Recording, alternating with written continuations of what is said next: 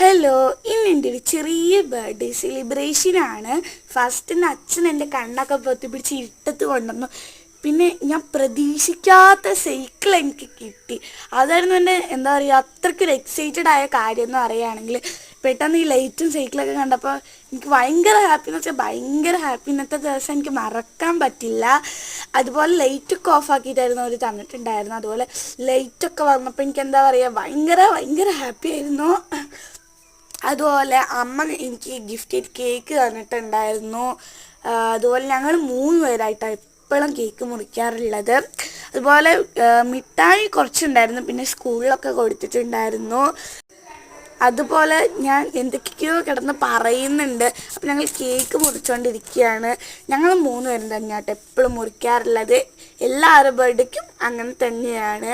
ഇതാ മുറിച്ചുകൊണ്ട് ഇരിക്കുകയാണ്. അപ്പം ലൈറ്റ് ഇട്ടിട്ടുണ്ടായിരുന്നു. ലൈറ്റ് ഇല്ലാത്തതാണ് ശരിക്കും രസം.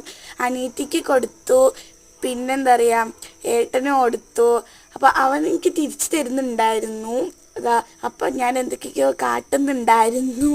അതാരും ശ്രദ്ധിക്കേണ്ട, അവനും കൊടുക്കുന്നുണ്ടായിരുന്നു.